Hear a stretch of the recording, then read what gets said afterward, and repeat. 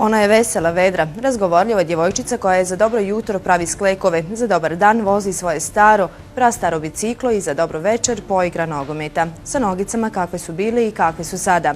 Utopljena, pažena jer njene noge su uvijek hladne. Njena stopala su sada na pola koraka.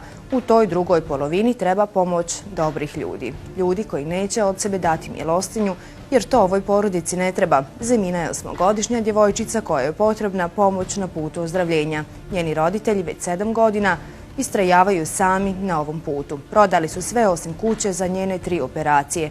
I sada su se teško odlučili da pozovu humane ljude da im pomognu. Svi koji žele mogu biti dio onih koji će pomoći prikupiti 5.000 eura za Zeminu Bešić iz Bosanske Otoke za već zakazanu operaciju 4. po redu. U njihovom domu bila je Lejla Andrejaš. Pogledajmo priču.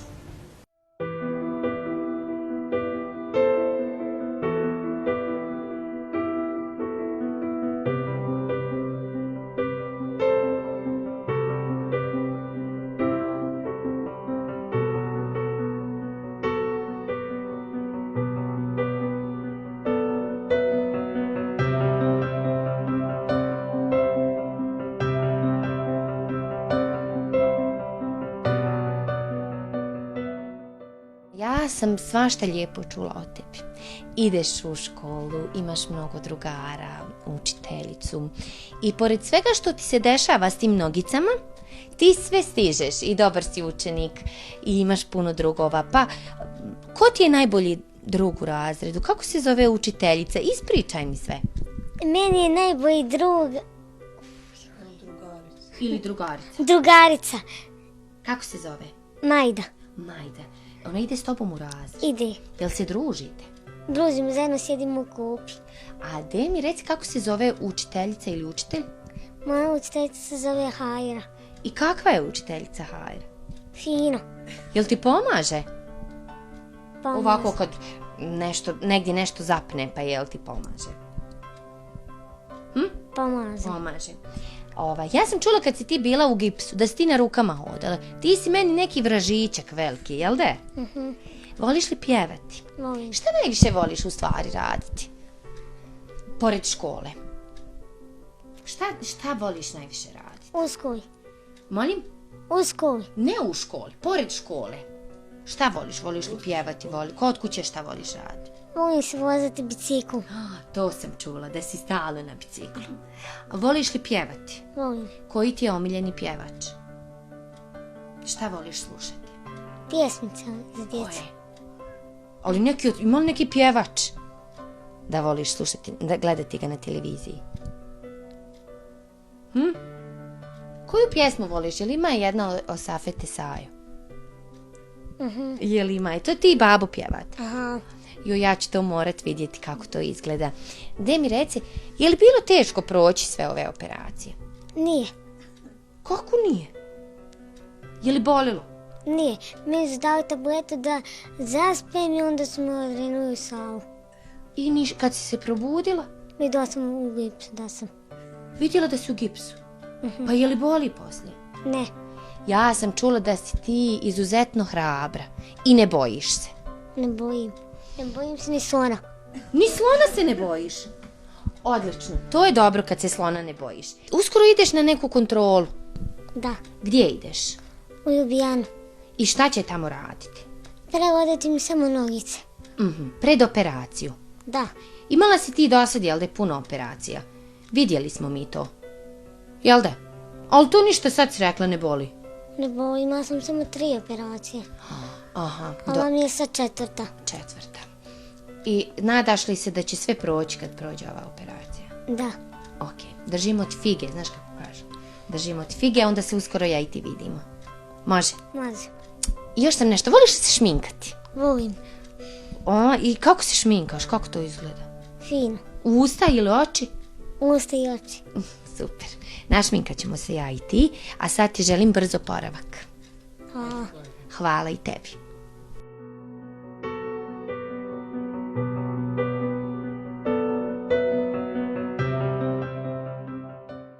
Mumine, evo me u porodici vašoj, divnoj porodici.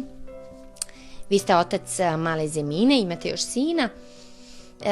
Samo za početak da nam kažete o kakvoj je dijagnozi riječ i s kakvim se problemima Zemina suočava.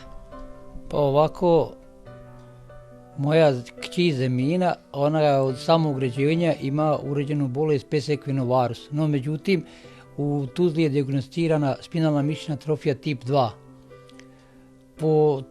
Po toj dijagnozi mi smo ponovo vršili kontrolni pregled u Ljubljani, gdje nije 100% utvrđeno, nego je kao navodno hipotrofija mišića.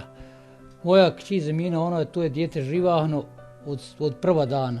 Čak je u gipsima kretala se na rukicama po kući, po podu i... Mubine, da vas pitam nešto. 4. operacija sa oporavkom, ležanjem u bolnici i svim ostalim nalazima izići će negdje oko 6.000 eura. Mi ovdje imamo tačno koliki je predračun, 4.000 još nešto, ali uz oporavak i boravak u bolnici s kontrolom izaći će 6.000 eura. Ja sam negdje pročitala, vi sve što ste imali ste rasprodali, jeste li? Još samo ovo gdje krov nad glavom imate, niste... Da. Ovako, mi smo sami, znači, liječili 7 godina svoju kćer Zeminu.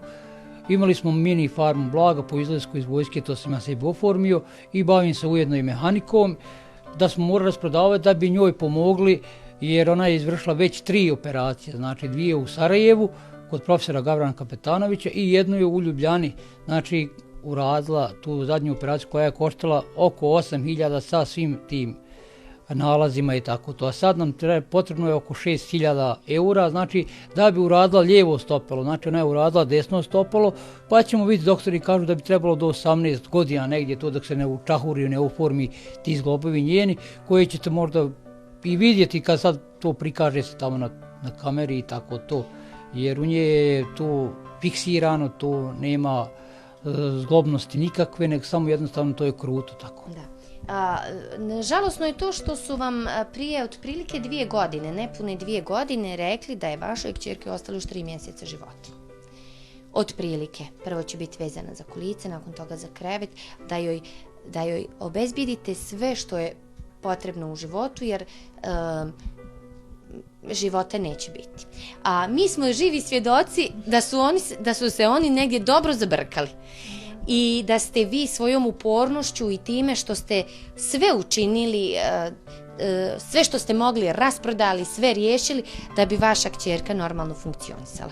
Ona redovno ide u školu, sa 6 mjeseci kazala mama, babo, nešto kasnije prohodala, ali to je ne ometa u njenom normalnom razvoju. Vi vjerujete i nadate se da će to u narednom periodu sve biti bolje. Pa mi se nadamo da će to uz Božju pomoć i doktore, da će to ići na bolje, jer da nismo se nadali, tome ne bi ni žrtvovali se ovoliko, koliko smo ih, ti dobri ljudi koji su nama također isto pomogli, hvala im svima, jer za njeno zdravlje i njenu živahnost nema tih para na ovome svijetu koje ja ne bih dao kad bi imao sam da platim, recimo. Nije mi jednostavno što sad ovo ovako ide, ali Bože moj, tako je kako je. Niste vi htjeli da ovo ide na kameru, ovo je uradila vaša supruga, jer naišli ste pred jedan zid. Dalje ne može, jedino da izađete na ulicu. Pa jest, tako je, to je u mene supruga tako odradila. Nije joj bilo jednostavno to postaviti na zid interneta i tako to na Facebooku. No, međutim, ja sam se složio s tim kako je, tako je, pa vidit ćemo šta će biti. Ali ja se nadam u dobre ljude i dobri narod da će pomoći, tako da ona nesmetano i trči, i vozi i biciklo, i ide u školu i sve to kao te dječje aktivnosti koje jesu. Mumine, mi ćemo ispred radiotelevizije Unsko-Sanskog kantona i emisije Tragom sudbina učiniti sve da vam pomognemo. Emitujući ovu priču, ovo će biti idealna prilika i da pozovemo sve građane da uplate novčana sredstva na broj žiro računa ispisan na ekranu. Oni će to imati priliku vidjeti. Šta smo rekli, Zemina? Ni slona se ne bojimo. Ne. Ni slona. Šta bi poručila ti? Poručila bi da se zahvaljuješ svima što ti pomogli.